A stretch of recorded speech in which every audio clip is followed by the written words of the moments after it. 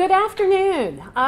Thank you. Please, I hope everyone gets as caffeinated as I am, so we'll be on the same page. So please help yourselves to the cookies and coffee. I'm delighted to be here to share my research. What I do, I'm an academic, and part of what I do is I maintain the world's only database that tracks what I deem to be successful examples where dead big box, dead malls, dying office parks, aging garden apartment complexes, strip malls, strip corridors, subdivisions, you name it, prototypical suburban property types that are characterized by suburban form, which basically means a box surrounded by either lawns or parking lots. As opposed to urban form, where a building tends to be built right up to the sidewalk and parking is behind. So I focus on the suburban property types that have been retrofitted into more sustainable places one way or another. When June and I wrote this book in 2008, we had about 80 case studies. Today, the database has about 1,400, and that's without really trying. Honestly, there's just been so much happening, I can't really keep up with it all. I'm not going to show you every case study, much as I'd like to, and it might feel like it, but I will share a lot of the case studies with you. One of the ways I think that help kind of make sense of it all, that June and I have found is we are urban designers. So we're really looking at the design solutions, and we characterize the retrofits by three simple urban design strategies: re-inhabitation with a more community-serving use, redevelopment into a more compact, walkable urban form, or re-greening. So in the first case, re-inhabitation, you're basically keeping the existing box, and there's loads of examples of dead big boxes that have been turned into schools, libraries, courthouses, medical clinics, churches, any number of just more community-serving uses. They're not really changing the overall form, but they're helping with the social sustainability of a neighborhood. Then there's redevelopment, where there's a strong enough market, which is always a big if. I mean, if a property has died, that might often indicate that the market is not so strong. Nonetheless, just in the dead malls, I mean, you guys have, I visited your Oak Ridge, the mall, where you are bringing in some mixed use. I wouldn't say it's the plans, I'm not quite as happy with them as I'd like to be. But I know of 286 dead malls that are being retrofitted one way or another, 50 of those into the new downtowns that those suburbs really never had. I mean, really walkable, compact urban places. The third strategy, the re-greening, really happens when there's really no more market, but there might be a desire. I mean, a well-designed park tends to increase adjacent property values 30% and often triggers redevelopment around it. So there are a number of cases where reconstructing the wetlands when a strip mall has died or something, and reconstructing the wetlands because it was built on top of creeks and they were culverted and the culverts have failed. It's been 60 years, and so now there's the opportunity to go back and repair. Suddenly you're creating lakefront property, and in a low-income area, you start to see redevelopment often triggered by that re-greening. So all of these things can work in relationship to one another. But so let me sort of show you a little bit sort of where we are. We've been the pre-war suburbs. Are still tend to be lovely leafy places that are likely to hold value for a really long time. The post-war suburbs, the private realms are still generally quite beloved, but the public realms, the retail strips, the corridors, they're frankly not aging very well. And that's where we're seeing an enormous amount of retrofitting. We're also just, I think, getting, now that it's been 60, 70 years since we started building those post-war suburbs, we're seeing a lot of unintended consequences. And I think most of you in this room, you're familiar with a lot of, I'm not going to go in detail through all of these unintended consequences, but I do want to point out that, the public health, because it's so interesting.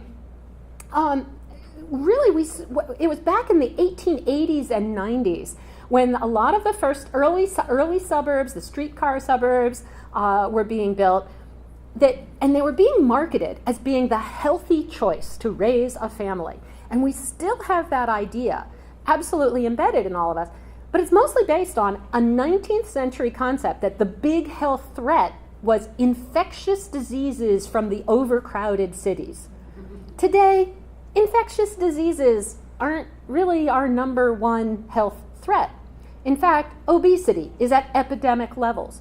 Chronic diseases that have to do with our behavior are the number one health threat.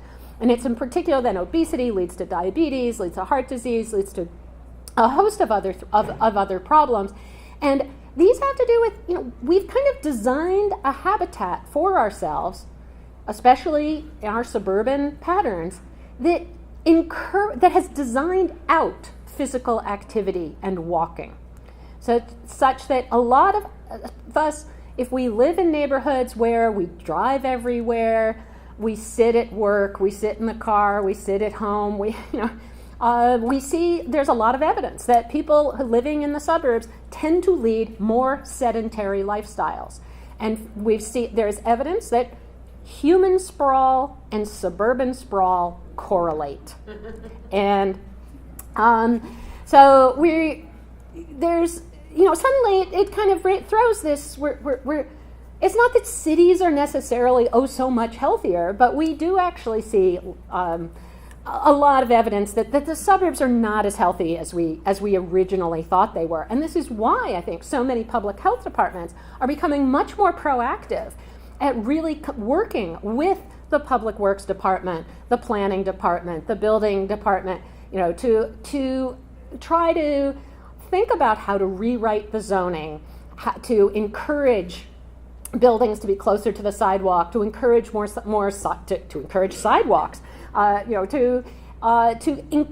build back into our suburbs in particular more opportunities for people to really engage in physical activity.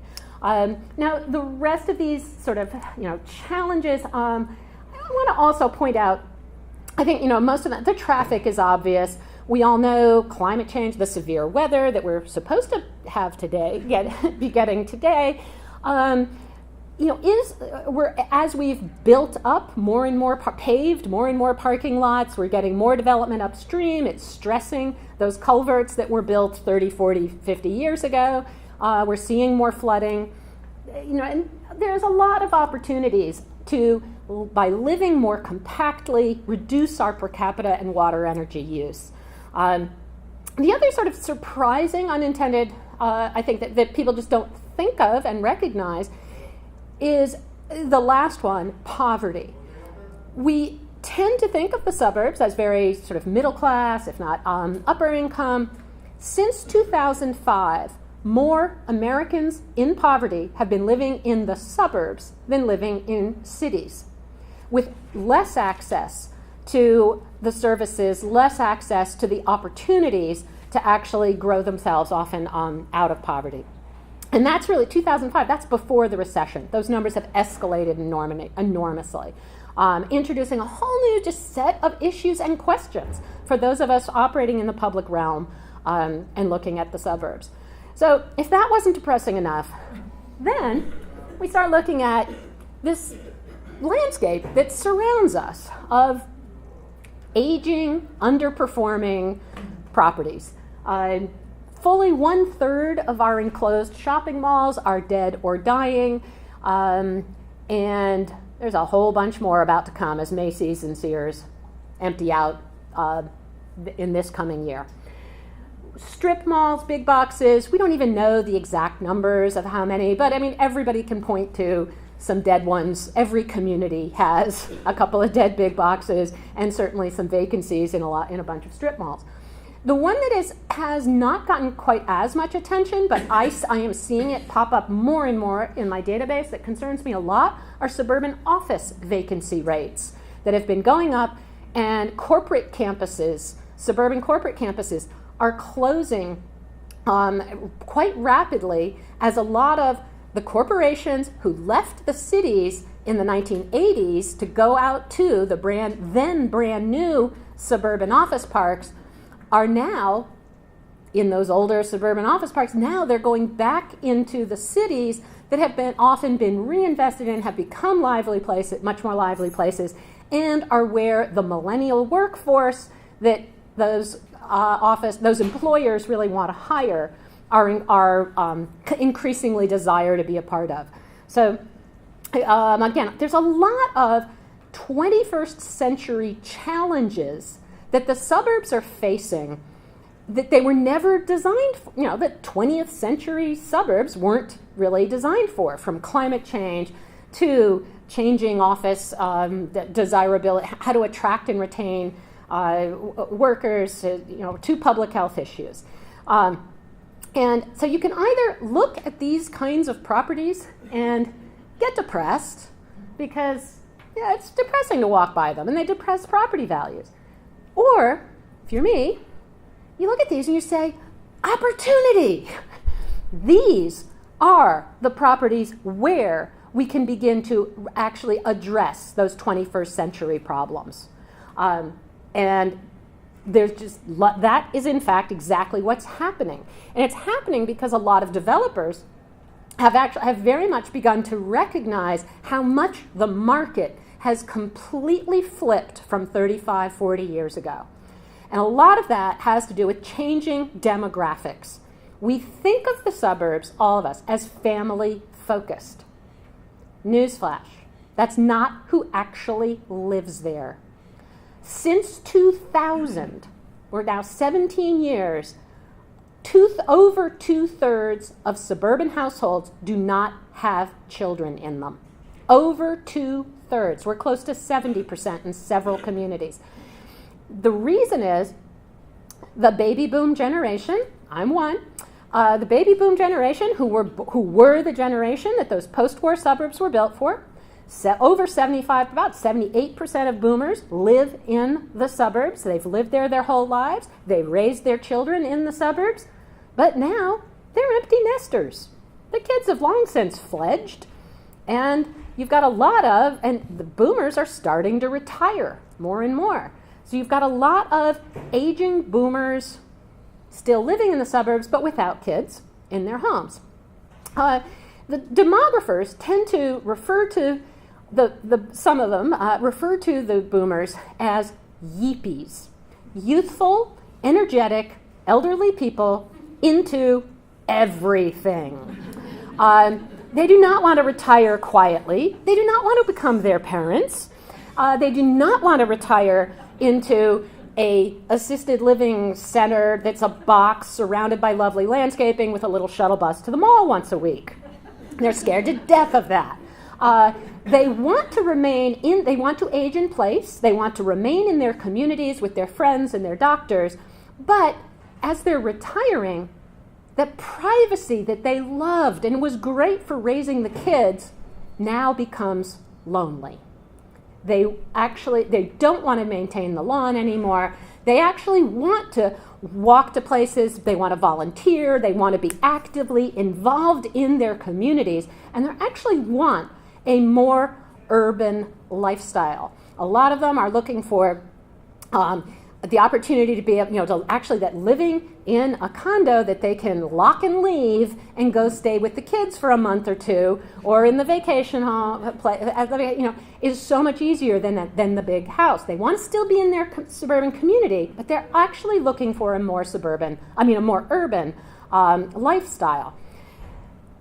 Now, so that's the boomers. Next is in line are Gen X. Gen X are mostly in their 40s, early into their 50s. Most Gen X households, 75%, live in the suburbs. And most of them have children. But Gen X is a small generation. There aren't enough Gen Xers to fill the existing single-family homes that the baby boomers will vacate. Warning to boomers who are expecting to sell their homes in the next 15 years or so. So the Gen X are again, they're just not really adding all that much to the number of households with kids. Then we get Gen Y, the next big demographic bubble, the target market. Now, Gen Y grew up in the suburbs. The Millennials, Gen Y, the terms are interchangeable. They grew up in the suburbs and they find them boring. They also, like their parents, they don't want to become their parents. And most of them, so the baby boomers grew up watching, I don't know how many of you in the room remember, Hill Street Blues, Law and Order. The cities are crime-filled, scary places, and nonetheless, there are noble public servants, making the place, improving the place. But basically, the message was pretty clear. And there was a certain amount of truth to that. The Millennials grew up watching Seinfeld and Friends. The city's a fun place, and it's safe, and it's full of all sorts of interesting characters, but it's really fun. And there's a lot of truth to that. The cities have become much more reinvested in, much safer, and much more fun. Plus, the Millennials have smartphones. The Millennials Millennials and boomers both value connectedness, but the boomers want to connect by car. The Millennials want their phone. When surveys asking if you had to give up your phone or your car, Millennials choose the phone 100%, close to 100%. Boomers, the opposite. And it just shows us the generational divide. A lot of boomers have a really hard time understanding, why don't my kids want to live in the suburbs? This is this good life I've given them. They don't. They think it's boring. And they connect differently. Now, as they are starting to have children, and they've been delaying it as long as possible, but they are starting to now. A lot of them are moving to the suburbs where if the schools are better, but they're bringing their smartphones. They're bringing their interest in a great public realm that has a lot of opportunities for people to interact and be more connected. They're not moving to the suburbs for privacy.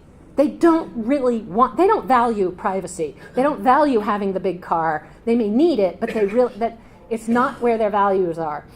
They're only moving for the car and if it's cheaper. So what you've got all these millennials who want an urban lifestyle, but the millennials are frustrated because 82% of U.S. jobs are more than 3 miles from the central business district. Most of the jobs are out in the suburbs. So the millennials really want this urban lifestyle, but their jobs are in the suburbs. So what you end up having is that the two big demographic groups, the boomers and the millennials, are actually both looking for a more urban lifestyle, often in the suburbs. The millennials would prefer to be downtown, but they can't afford downtown. So they're often increasingly, that's what's driving the market enormously for a lot of the redevelopment. Now what's also happening, which is kind of interesting, so I don't know, anybody recognize where this is? Hint, I'm from Atlanta. This is Perimeter Center Mall, Perimeter Center Office Park. The name alone tells us how screwy, ambiguous, weird, like, what are you? Come on, make up your mind. You cannot be both a perimeter and a center. When Perimeter Center was built, land was cheap, it was out in the suburbs, so it made sense to build surface parking lots. Now, because Atlanta has leapfrogged and sprawled, now Perimeter Center actually is the geographic center of Metro Atlanta. Now, that process, like a lot of first-ring suburbs, their mindset is still, we're a suburb, we don't want urban. But those that choose to have a location, that now is relatively central in their expanded metro. They now have the opportunity to become a much more urban place if they want to. And at Perimeter Center, mostly because it has a MARTA rail station.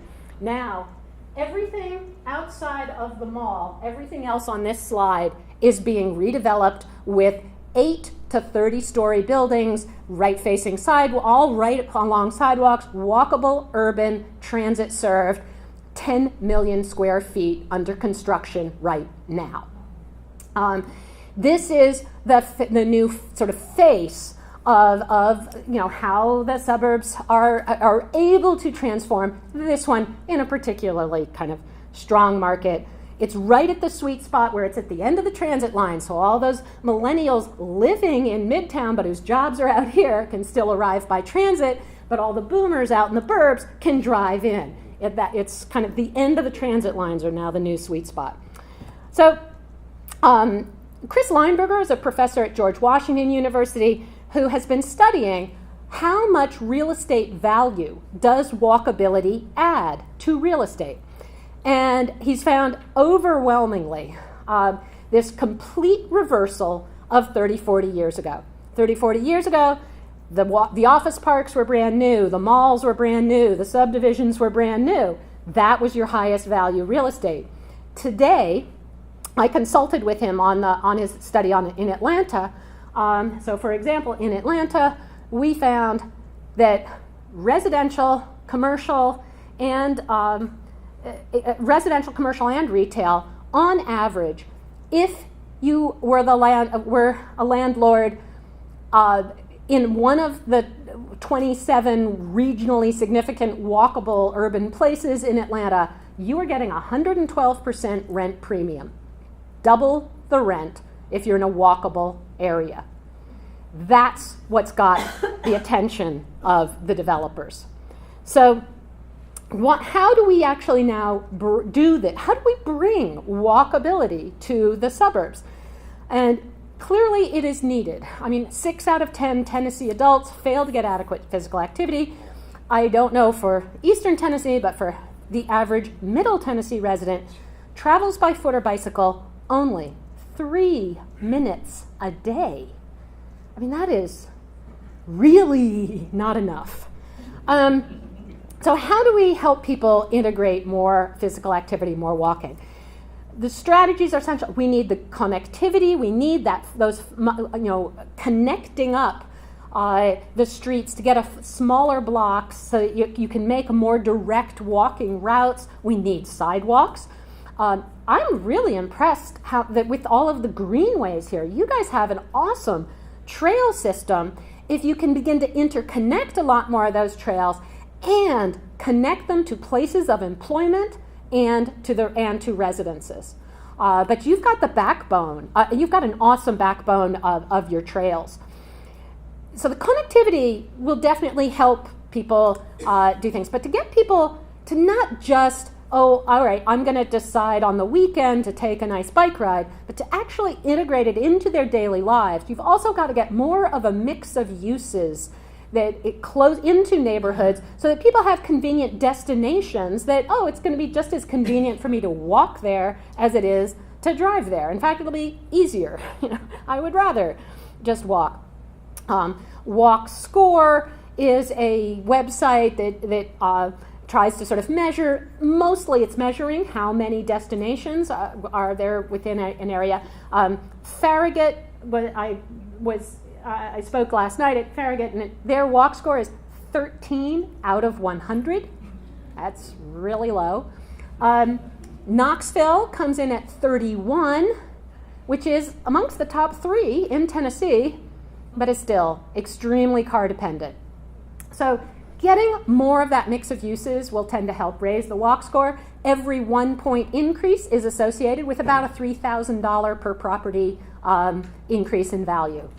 There's 700 to 3,000 now. So then the third piece that's needed to really get people out to walk is to make sure that the experience of walking is a good one. As Gerald was saying, walking along Kingston Pike, there's a sidewalk and there are destinations, but it's not a very pleasant walk. You're not very likely to choose to do that walk. But if you changed the zoning where buildings were right up next to the sidewalk and had active facades so that they have a lot of shop windows, so that people have some stuff to look at as they're walking along, interesting textures, you need to reward the pedestrian eye with a lot more detail and fine-grained things to look at. And it can be both storefronts, it can be a lot of beautiful flowers and gardens, but most of suburbia is designed to be seen from a car going 50 miles an hour. And it's just big signage, and you catch it out of your outside of your eye, and it's boring for a pedestrian. So really that making a really pedestrian-friendly experience, think of Market Square. That is all about rewarding that pedestrian eye. Fantastic fine-grained detail, extremely inviting. And part of that is also, Market Square is a great example of the street as an outdoor room. Now, in that case, it doesn't even have cars going through it, and most places do, but still, you sort of, a well-designed street feels like, the width of the street is about the same as the height of the buildings, or, more or less, and even some street trees in there. The street feels like an outdoor room. The buildings on this side of the street kind of talk to the buildings on that side of the street. They're the same basic scale, the same basic type of buildings. The other really important aspect to encouraging people to walk and make it a great pedestrian experience is to reduce the speed of the traffic. If a pedestrian is hit by a car going 22 miles an hour, chances are the pedestrian lives. 23? No. We should never have speed limits over 20 miles an hour anywhere that we want to have pedestrians walking. Now, people get all upset, like, oh no, that's going to create all this traffic, it's going to slow the cars down. It might slow cars down, might not, add a minute, 2 minutes to an average commute trip of 27 minutes. It does not make a significant difference. The cars tend to be able, at 50 miles an hour, cars have to be really spread apart. At 20 miles an hour, the cars can be very close together. You get the same amount of throughput when you go down from 50 to 20. So there's a saying amongst urbanists, 20 is plenty. So sometimes to get these changes kind of to happen, it can be as simple as a little, changing the intersection. Let's see, I don't actually have a pointer. If anyone can find one, I'll come over. But so here in Washington, D.C., they had really wide turning radii at this particular intersection. Really hard for pedestrians to cross the street when you've got radii like that. And there actually happened to be a underused transit station right here. So the planning department said, we want to make that a 90-degree intersection, easier for pedestrians to cross.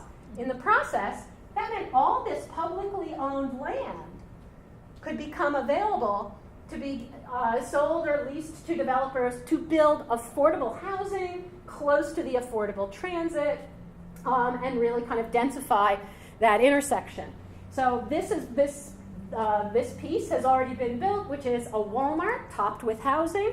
There's also another piece coming in with senior housing, market rate, a museum, a number of cool things, just all from changing the design of one intersection.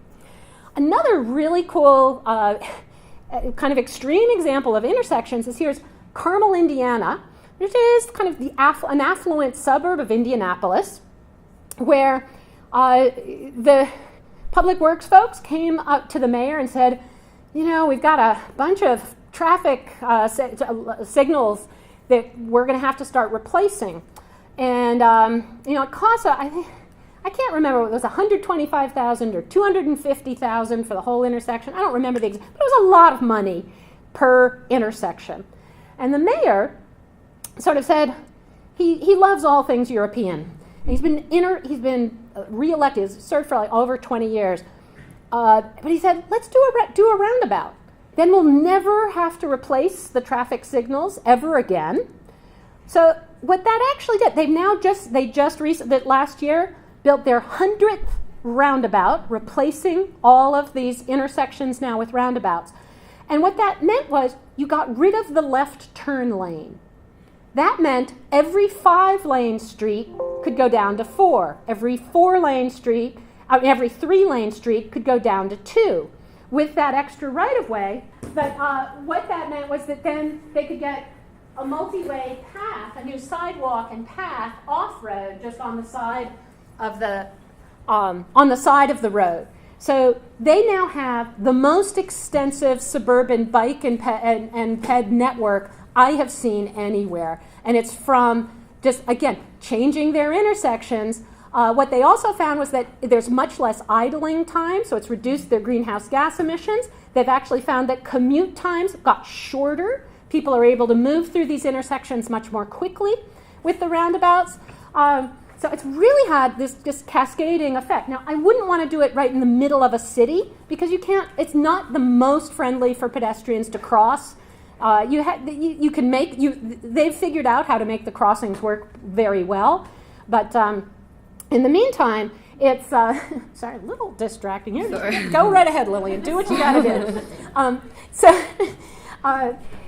But it has, in a more suburban location, the roundabouts have really been quite phenomenal.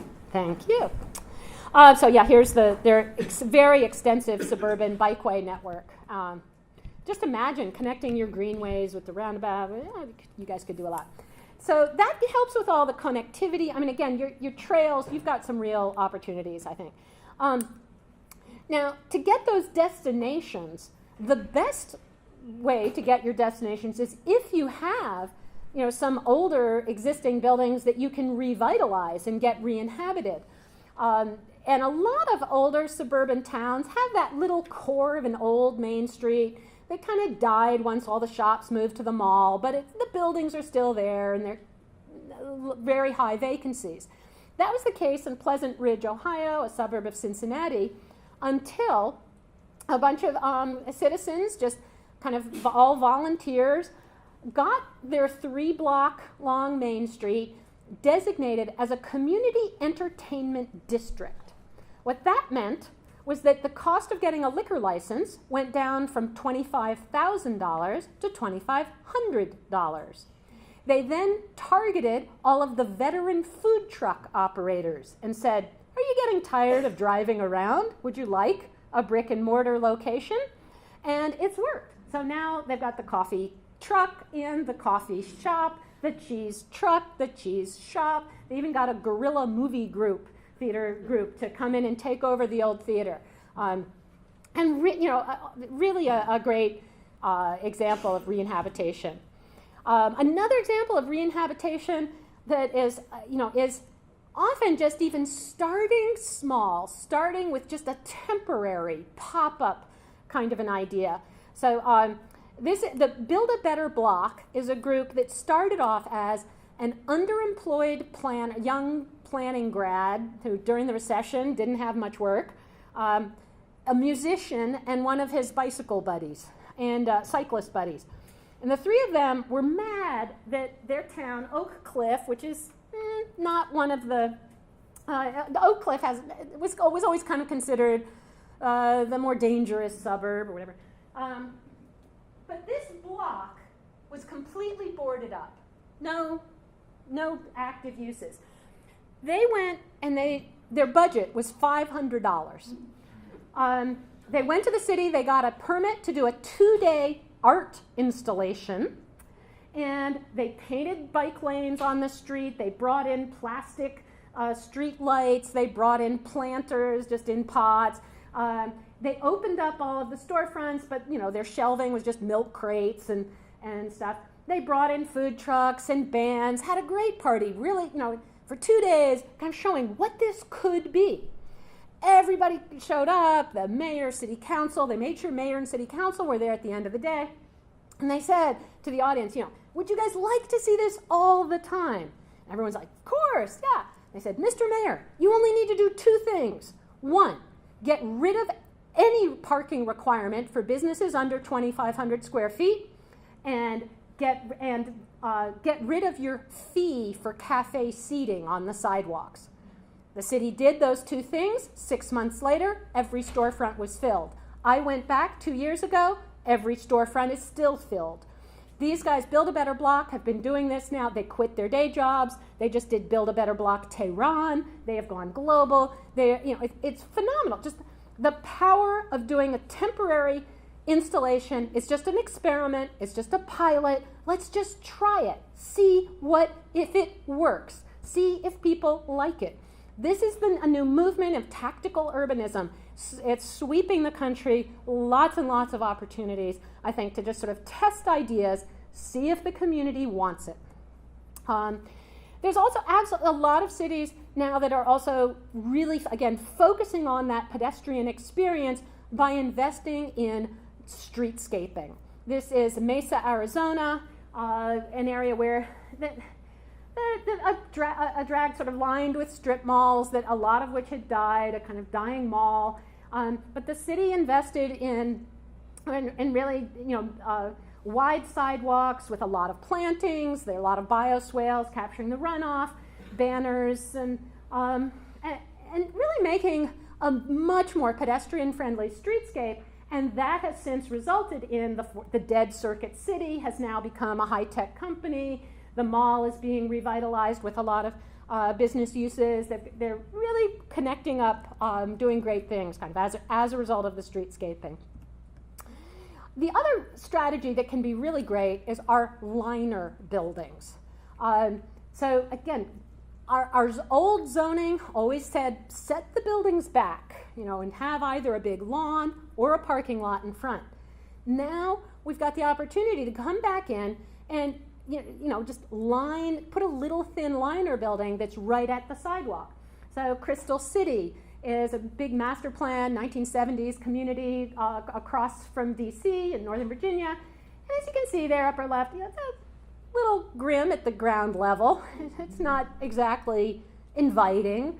So the developer put in little liner buildings, just skinny little, filled it with restaurants and some retail. And now there's a very lively cafe scene. Those streets have become much more active and engaged, and that's helping to attract now the new investment of a whole lot of very dense, more office, and a lot more residential to come in.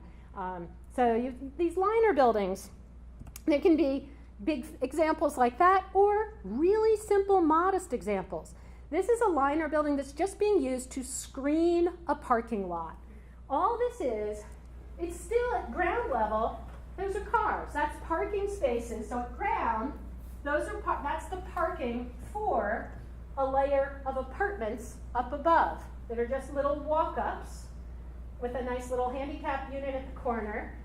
When you're walking by, these are open windows. You're looking into the parking lot. But the overall experience, this is now a lovely building to walk by as opposed to a surface parking lot. But the owner didn't lose a single parking space. They just gained some revenue, and the neighborhood gained value by doing that. So the walkability is obviously one big, there's one of the bigger challenges. We also just in general, in terms of how to try to reduce our auto dependence, and I'm not talking about getting rid of cars entirely, but just the average suburban single-family house generates about 10 trips a day. If one of those trips can be made by walking or biking, that's a 10% reduction in greenhouse gas emissions, in traffic, in all of those things. So reducing our auto dependence, I'm going to just focus on road diets and street networks as I think two of the really important strategies. Now sometimes, as I said, there isn't always the market for full-blown urbanism, and it's better to at least anticipate retrofits by designing parking lots. If the market right now is going to demand you build some parking lots, at least design those parking lots to become future building sites. So that was the strategy here. Englewood, a suburb outside of Denver, used to be a 3-story mall. After the mall died, the department store was kept and turned into a civic center, but the rest of it there on the sort of left side of the plan was made very urban. It was one of the first new transit stops of Denver's new transit system. They built a plaza, built some housing along a street, but then this half of the site is a Walmart and some outbuildings. But they were able to convince Walmart not to just diagonally do its hookups to the closest sewer line, but to put their hookups into the drive lanes are designed as future streets with street trees. We all know Walmart's not going to be there forever. When Walmart dies, these will be beautiful streets with parking lots just waiting to be redeveloped to expand the urbanism and again get that connection of to the transit, which is really also so important. So the anticipatory retrofitting is when you have a sort of market that, there's some demand, but is not maybe fully there. I wanted to also show an example of what's happening in some of the really strong markets, because again, I think there's lessons to be learned from this. Even though it might not be immediately relevant here in Knoxville, but so this area is called White Flint. This is the white thing there is White Flint Metro Station. It's about 30 minutes outside of Washington, a ride outside of Washington. The area kind of looks like a lot of parts of Atlanta. It's centered on the 8-lane Rockville Pike, big, really wide arterial, and has a mix of uses, but yes, there are sidewalks, but it's miserable. Nobody would walk. It's the most underused metro station pretty much in the system. The county approached the 6 major property owners of this 400 acres and said, we want to do a new sector plan. And the property owners, there's always a champion for every retrofit. In this case, Evan Goldman of Federal Realty, who's done quite a lot of retrofits, said he was the champion, and he kind of convinced the rest of the property and said, let us take a stab at this first. The property owners got together, they hired Gladding Jackson, the same really good transportation planning firm is doing your Cumberland corridor here. Gladding Jackson came in with a plan to lay out all the dotted lines are new streets that they proposed, because they said, the developer said, we want walkable urbanism. We're only 2 stops from Bethesda. Bethesda used to look just like us, and now they're getting rents double, triple ours because they invested in walkable urbanism. The developers agreed to essentially, they're self-taxing themselves 10% that goes to pay for the construction of public streets on their private land. Sounds crazy. In exchange, they're allowed to build up to 30 stories. If they build all the way to 30 stories, they have to also purchase development rights from countryside that the county is trying to preserve as countryside, and where there are owners who actually want to preserve it.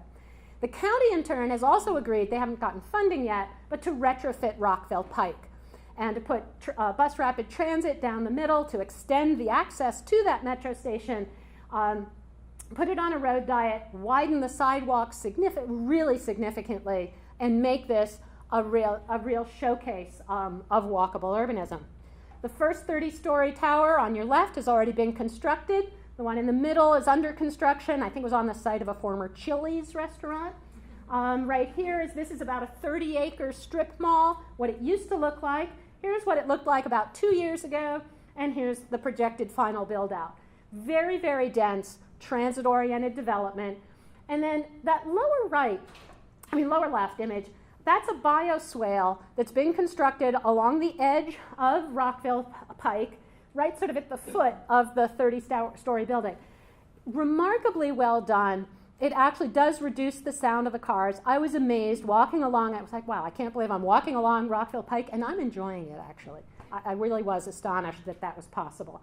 But anyway, it's one of the key things that the public sector is doing is they will not give the property owner, they will not give them permission to build until they've already built the streets. So the street has to go in first because every property owner, I have friends in the planning department, and they've told me, every one of the property owners has come and said, I love the plan, but we don't really need this little piece of it on my property. So it's all public. They have a website open to the public. It's all transparent. You don't get your building permit until you've built the street already. And it's all moving ahead at remarkably fast. 6 years from the first discussion to breaking ground. Way faster than almost all of the projects that were really entirely led by public sector. All of these projects are public-private partnerships. This one happens to be one that was especially really, I think, led by the private sector. So there's a lot of opportunities. There's no one way to do this, but a lot of really different roles, different groups are playing. In the end, they all have to work together. This is another, I think, a really great example. Usually most of these projects are happening at the scale of a single property, but often along a corridor or something. This used to be a 100-acre super block site with a big 1.2 million square foot mall. The mall died. Today, it is 22 blocks of walkable urbanism with public streets, a real range of housing. 2 of the streets are sort of the retail streets with retail at ground and apartments and office above. They basically tripled density on the site. They did not have to add a single new street light or widen a lane because they're capturing 45% of trips internally, even though they tripled density and gave this particular community had incorporated in the 70s as just a bunch of subdivisions. So it truly is the downtown they never had. It's generating more sales tax revenue than the mall at its peak. I mean, it's really just doing, I think, a lot of really pretty phenomenal transformations. Partially because Belmar has been so successful, 8 of the 13 regional malls in the Denver area have now been retrofitted, one way or another. Denver has really figured out those public-private partnerships and how to, I think, really make a lot of these projects work. What's also really useful, I think, about looking at this is not a single-family house was demolished for any of this.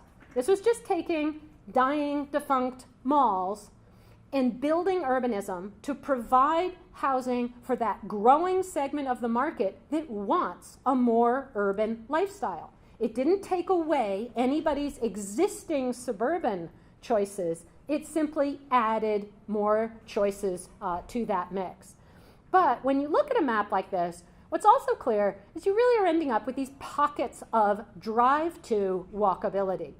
In order to really get the sustainable impacts, we need to literally connect the dots.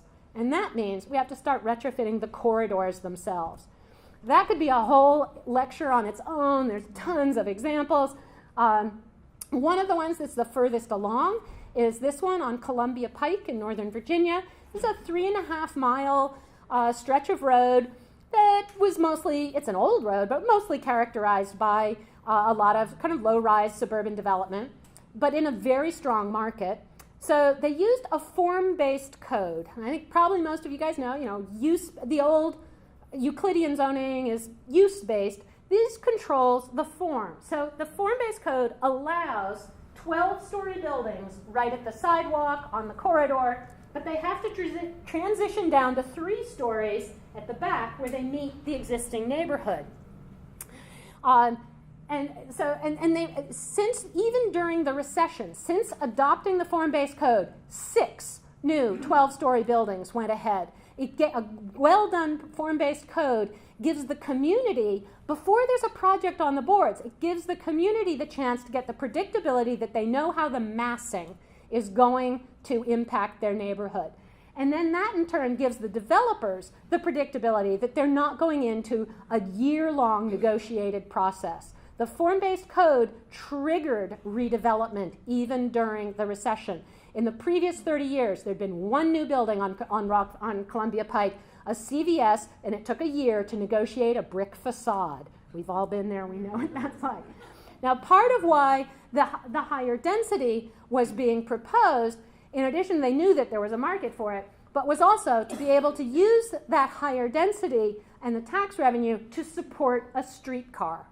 So they were actually trying to use the form-based code as a way to bring in and support transit.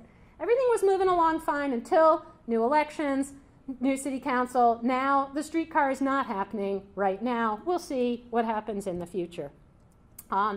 Here's another example, corridor in Washington State, in Shoreline, that has brought in bus rapid transit. They used it also as an opportunity to underground all their utilities, and as a result, and put in a lot more sidewalks, streetscaping, a lot of LID improvements. Collisions decreased 57% in the first 5 years, by narrowing the streets, really paying attention to that public realm, dramatically improving it.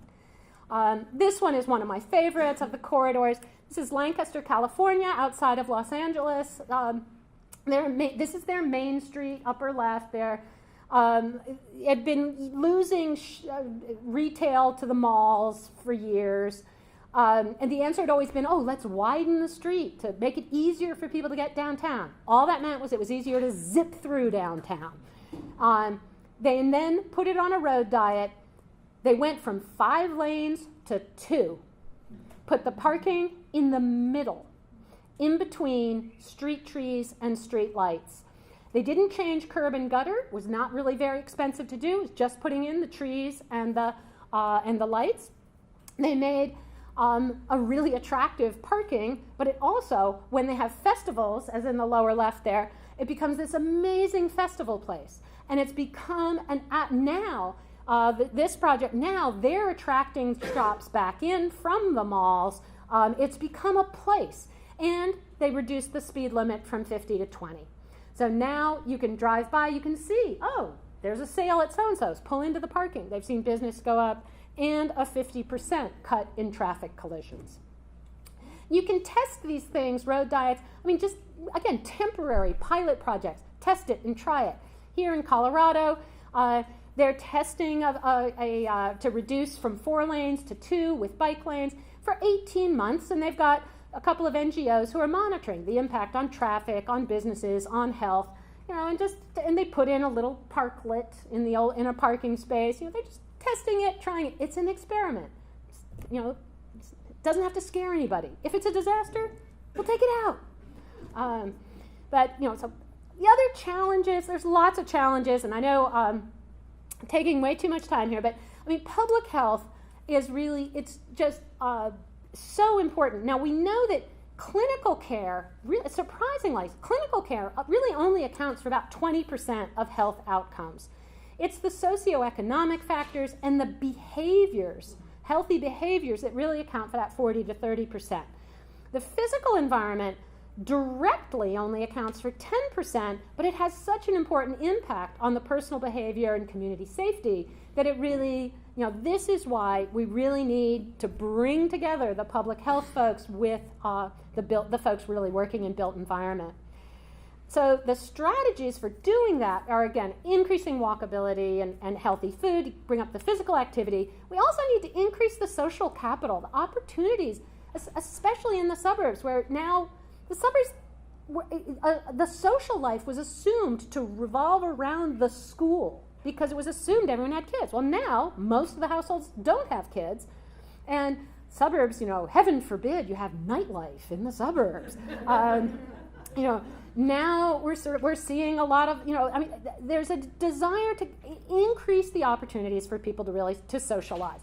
Over 50% of American households now are 1 or 2 person households. We need we need a better designed public realm that can really help people get around. So lots of, on the physical activity, this is a really cool project, Maplewood, Minnesota, where they're narrowing their existing streets by building sidewalks and rain gardens inside the inside the right-of-way.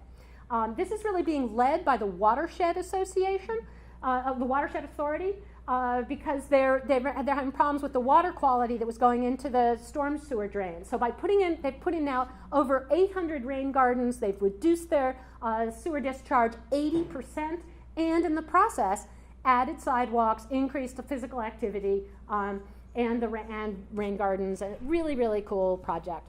I'm running out of time. But anyway, this used to be a Big Lots. It's now a public recreation center. You know, there's lots of these kinds of opportunities. I'll skip that one. Lots of opportunities also. I mean, one of the other public health issues is the aging boomers who, the yippies, you know, can we provide more senior housing that's actually connected to our main streets and our town centers? This is an example of one on the site of a dead mall in Wayzata, Minnesota, really integrated into the main street, and it's built on top of a former wetland. So now the whole thing is built on piles. They also built, while they're doing the piles construction, they also put in geothermal, so they're getting a lot of sustainability, all sorts of really great stuff. Water is, you know, really, water's the new oil. There's so many opportunities in the suburbs. We mostly built by just putting everything into a culvert, and now those culverts are failing. There's lots and lots of opportunities to do, I think, amazing things and treat water as an amenity. This is a 5-way intersection that used to just be this big asphalt kind of mess. They put in a roundabout that also is a living machine. It's taking all the water from the incoming streets. They've got deep tree wells, bringing the water into a cistern under the roundabout, that then running it through reed beds, that treats it to not potable standards, but touchable standards. And it's now an extremely popular public amenity. I'll skip that one. In Atlanta, I've got to show my, the Beltline is one of our amazing projects. You guys are going to, in your series, I think there's going to be another talk in more detail on it. But the Beltline wouldn't have happened unless they'd solved the flooding problem. And Atlanta has a CSO, combined sewer overflow issues. The city was going to build a $30 million underground holding tank under a 16-acre municipal parking lot. Instead, they built a stormwater park, and which is better water for the water quality, but also solved the flooding problem, allowed the reinhabitation of Ponce City Market, which is now getting the highest office square foots anywhere in the city of Atlanta. We just broke the $50 square foot mark. It's triggered a ton of redevelopment alongside the park. You know, I mean, just wait, and it cost less than doing the underground tank. So lots of issues. Energy, again, the suburbs, nobody was designing really with that in mind. Now there's a lot of opportunities. I've been mentioning geothermal, lots of solar coming in. Here's a dead mall that has now become a data center that also is a basic solar farm, and it's where Homeland Security Department is now keeping a lot of their secure files and stuff. So lots of interesting uses. People are coming up with wild and crazy things. Jobs, as I said, urbanism is the new amenity now. As we're seeing all these dying office parks, you've got to come up with ways now to urbanize those office parks and train the workforce that is more digitally savvy. Austin Community College bought the former J.C. Penney of a dead mall, did an amazing job, actually completely ultimately, they now have owned the whole mall. They've been so good at cutting the attrition rate in math in particular that they've attracted high-tech companies into the other anchors. They've also attracted a developer to build housing on the parking lots around, so they're re-inhabiting the mall, they're redeveloping the parking lots, and putting in some green space. So really, really great jobs. Dublin, Ohio has a very ambitious plan to completely redo their older 1970s, 80s office parks and specifically to attract the millennial workforce. The first phase is under construction right now. Pretty exciting. But really, this is the office park that every student I know at Georgia Tech wants to work in. This is Taxi. It's a former taxi distribution parking lot outside of Denver. And it combines, they've re-inhabited the old buildings, the auto body repair, they added a lot of new buildings, and they've recycled materials. It's got a sense of authenticity in this sort of old industrial area, but it is deliberately as anti-corporate as they can make it. This is the opposite of the cubicle farm, all glassy office building, the model that has been our suburban office model. This is the opposite. This has every startup, every biotech, entrepreneur. This screams, I am an entrepreneur, out-of-the-box thinker. This is what the next generation want to work in. And we don't have nearly enough of it. It's a completely different mindset. But this is what, the big amenity here is a swimming pool made out of shipping containers. But it's triggered over 27 redevelopments in the corridor. Amazing, amazing project. I really can't close without also mentioning some of the equity issues, and I am going to finish up in just a second. This is a relatively wealthy community, East Greenwich, Rhode Island, where they decided they needed some affordable housing in the suburb. They picked the auto body repair lot. The first proposal came in as a double-loaded corridor, big hunker of a box, plopped on the site. The neighbors freaked. They didn't want affordable housing in their neighborhood anyway, and you give them this out-of-scale thing. They then hired one of my former students who gave them a cottage court. This is 15 units on 1 acre. They're small little cottages, some attached, some detached. They make a great little central space that's also doing some great stormwater stuff. That's communal, gets together, but most importantly, it maintains the character and scale of the rest of the street. It makes a very graceful transition. Design matters, and I just can't say it enough, between taxi and this. It's not about whether it's modern or traditional, but design matters. How you make a really great walkable environment and integrate and solve so many of these problems. So Nashville has some really great activation of its neighborhoods by inserting micro retail, again, on one house lot, putting these little 400 square foot little micro cottages, giving people places to hang out, places to build that social capital in the suburbs. This one is, I think, also a pretty amazing project in Northern Virginia. It was on the site of a cinemaplex. At the ground floor, and what they've done is really just so simple, is put the walkable scale stuff on the bottom and then the big stuff on the top. Simple, but it really works. So at the ground floor, at the sidewalk, you get this fantastic walkable urban realm of restaurants, cafes, fine grain, really rewarding the pedestrian eye. But then up above that, 2 levels of parking. Target is up on the 4th floor. You enter it up the escalators. It's the highest. They're getting the highest sales per square foot of any Target in the region. They're thrilled. The movie theater did the same thing. Restaurants at the ground floor, then put the big stuff up above. The office building did the same thing.